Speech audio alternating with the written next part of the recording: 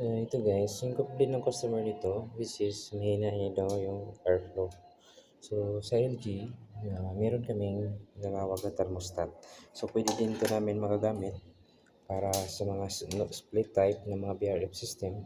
Kakabit lang namin dito, meron siyang connection sa for service. Ito, connect lang namin yung thermostat. So, a-adjustan natin yung RPM yan. Mag-o-on na yung thermostat. Yan, nag-on yung thermostat. So, same lang sila sa adjustment sa 18.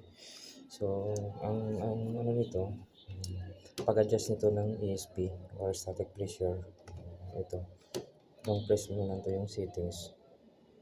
Long press. Yan, meron na siya. 01. Pupunta tayo dito sa 03. 02, 03. Ito yung ESP settings.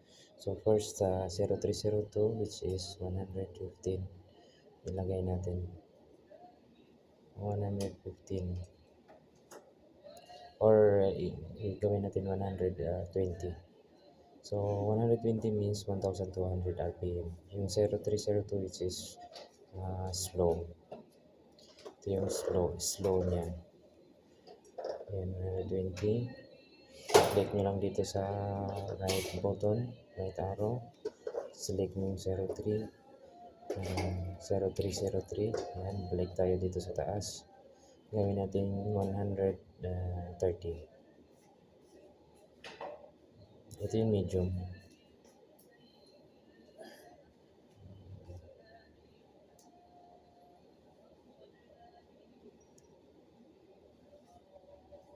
Ayan, 130 na. So, balik tayo dito sa right arrow. Gawin natin 0304 yan. Ayan, 0304 na siya. So, back to sa left arrow. And then, 145. So, 145 means 1450 RPM.